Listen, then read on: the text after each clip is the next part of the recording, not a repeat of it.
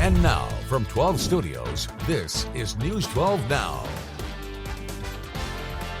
Today is Wednesday, May 15th. Welcome to News 12 Now. I'm Kylee Dedmon. New this afternoon, 4 people are dead after a head-on collision in Wise County. Troopers say 32-year-old Brandy Price was driving on FM 1810 when she passed a vehicle in a no passing zone and was hit head-on by a semi-truck traveling in the other direction. The car caught fire and all 4 people in the car were pronounced dead at the scene. Texas DPS reports shows Price had 3 juveniles ages 10, 7, and 3 with her. Now the crash is still under investigation. We now have the mug for the Pittsburgh County Sheriff charged with embezzlement. In December of 2023, OSBI investigated allegations of embezzlement by Sheriff Christopher Morris. According to evidence, they found that Morris bought a utility vehicle for personal use, traded it in, and purchased it again for the Pittsburgh County Sheriff's Office. He presented it as a new vehicle to bypass state bidding requirements. OSBI determined that Morris personally benefited from the transaction, defrauding the county. And yesterday, he was charged with embezzlement of state property. The case is still being investigated.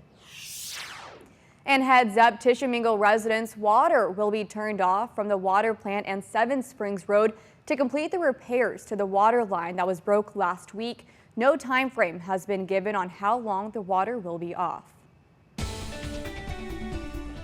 It was another beautiful start, just like Tuesday morning for our Wednesday here. And yeah, some of us were a bit on the cooler side of things, especially off towards the north and east, where temperatures dipped in the lower to mid 50s. Just want you to look at this because hopefully you enjoyed this morning. This will probably be the last morning we see temperatures like this for a while, as warmer conditions are on the way, and we're getting into the heart of May, and we're getting a little bit closer to summertime. So it's definitely going to be feeling a lot more like summer this afternoon compared to yesterday. It was a bit warm, but kind of toasty today with temperatures nearing that 90-degree mark for some of us, but clouds will be on the increase ahead of a wet Thursday with more showers and thunderstorms on the way. We actually have another heat wave for the weekend. Your full forecast here in just a little bit, but back to you, Kylie. All right, thank you, Brian. Well, Kingston residents are outraged after the city council voted to fire the police chief at last night's city council meeting. See what they do? This is why we can't put up with it. That's right. Former police chief Casey Cox says the rift between him and the council has been there for a while. He says he doesn't feel he was given the tools and authority necessary to do his job. At the meeting, the council gave one reason for the decision: insubordination. But Cox says there's only one formal write-up on his record. Cox says he's hurt by the council's decision, not for himself, but for his community. That's what's killing me is I believe that they think that they're hurting me, and it's you're hurting the community that I swore to protect and serve. The mayor declined our request for comment. Cox says he will be fighting the council's decision. The city of Dennison is trying to entice certain businesses to open on Main Street. News 12's Hannah Gonzalez explains the incentive program. Who you are as a community is reflected in what your Main Street looks like. And the Dennison Development Alliance wants their Main Street to be a place people want to dine, shop, and have fun. We started the Destination Creation Loan to Grant program about 5 years ago. We did that to help accelerate the development of Main Street. The loan to grant is for entertainment type businesses and will provide a 15% matching incentive for up to $100,000. They have to be in business for 3 years. So if they go 2 years and go out of business, well, 2/3 of the loan converts to a grant, but they would still owe us for that 3rd year. If they're in business for 3 years, then it's a total straight grant. But it doesn't stop there. The Alley Access Grant provides $2,500 to businesses on Main Street. So far, up to 18 businesses have taken advantage of this grant, including the Bargain Box on the 400 block of West Main Street. It's going to be difficult when they shut off the front. This grant allows businesses to shape up their back entrances when Main Street goes under construction. We hope to have it done within a month. For the bargain box, while the grant doesn't fully cover the remodel, they're grateful for any kind of help. We're a nonprofit organization. All of the money that we make out of the bargain box, we would rather not use putting up lights. This is all funded through the Dennison Development Foundation. We own and operate real estate, and so the money that we receive from our real estate is the money that we use for programs like this. In Dennison, Hannah Gonzalez, News 12. And speaking of growth, Sherman has been anticipating record growth since Texas Instruments announced its new plant in 2021.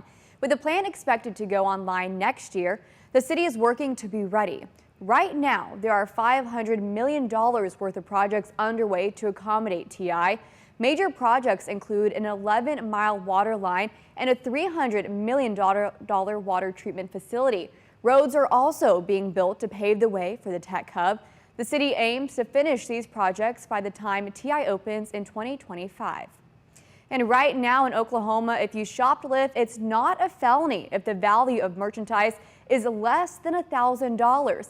But a Senate bill is aiming to change that and more larceny laws. News 12's Caroline Cluis-Fletcher explains. This recommendation, which would hopefully serve as a deterrent to those who seek to do this as a business enterprise, to go steal from retailers and resell to fund their various illegal activities. An Oklahoma Senate bill authored by Pro Tem Greg Treat is targeting organized retail crime, where criminals steal merchandise and then resell the stolen goods online. The Buy Safe America Coalition says these organized retail crime rings are often connected to drug crimes and human trafficking. Stealing to resell, working with another person, having tools like tag cutters, leaving the shop through a fire escape, or having a getaway car. Treat's bill says if 2 or more of those are true, the thief is committing organized retail crime. This bill would make that punishable by up to 8 years in prison. It would also change what's considered a felony theft. Current law states stealing property valued at more than $1,000 is a felony. Senate Bill 1450 would make anything more than $500 a felony. Senator George Young argues that this isn't what Oklahomans want. My first concern is that this is a direct contradiction to a state question that was passed some many years ago. Oklahoma voters passed State Question 780, reclassifying some nonviolent crimes as misdemeanors, helping to lower the state's incarceration rate. Treat says crime has gone up since then, but the Oklahoma Policy Institute says that's a misreading of numbers due to a change in how the state records crimes. That has been successful. The numbers that have been used to prove that crime has gone up, one, are in question. Reporting Caroline Cluis-Fletcher, News 12. President Joe Biden's challenge has been accepted. This morning, Biden said he will not participate in campaign debates sponsored by a nonpartisan commission, but he did challenge former President Donald Trump to a pair of matchups. Trump quickly said he was ready for the challenge.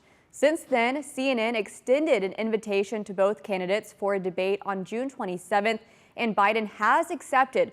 No word on Trump's response. And Netflix is scoring some touchdowns. The streaming service will broadcast 2 Christmas NFL games and at least 1 game on the holiday for the next 2 years. Announced today, Netflix and the NFL agreed to a 3-year partnership to broadcast the holiday games.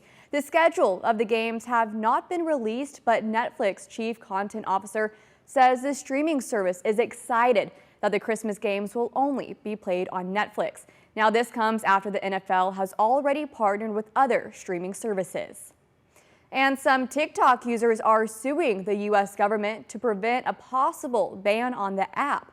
8 content creators filed a lawsuit against a federal law that could ban TikTok if its Chinese-based owner does not sell it within a year.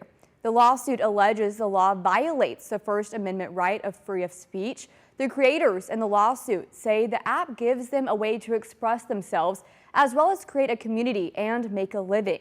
TikTok says it will cover the legal costs for the creators' case. The law also faces challenges from TikTok's parent company, ByteDance, which filed a similar lawsuit last week. Brown versus Board of Education will hit another milestone on Friday. Yesterday, the Department of Education and the Department of Justice hosted an event commemorating the decision. The landmark Supreme Court case ended racial segregation and discrimination in schools across the country. But as frank discussions Tuesday pointed out, racism still infiltrates schools today. Fox News' Mike Emanuel reports. We are not given access to the same amount of resources, to the same quality of education. And if we don't have that, how are we supposed to be successful? Our schools are segregated because our communities are segregated. Our social circles are segregated. Student advocates share why they think American schools are still segregated at an event remembering the Brown versus Board of Education decision. 2024 marks 70 years since the U.S. Supreme Court declared separate but equal unconstitutional. But Education Secretary Miguel Cardona admitted racism just looks different in this day and age. Black students may no longer need to be escorted to school by U.S. Marshals. Today, we have a system where we have normalized underinvesting in schools that serve a majority black communities. Really, every day you walk around and you see students who are being heavily affected by problems like this, like myself. According to Axios, a review of federal data and 2 new reports show racial segregation in schools across the country has increased dramatically over the last 3 decades. Brown versus Board and its legacy remind us of who we want to be as a nation. A place that upholds values of justice and equity as its highest ideals. Also in attendance at the event were 3 of the members of the New Orleans Four. They were 6 in 1960 when they faced death threats, racial slurs, and taunts for going to school. In Washington, Mike Emanuel, Fox News. There's new information about the cargo ship that destroyed the Baltimore's Francis Scott Key Bridge. CBS's Chris Van Cleve has more.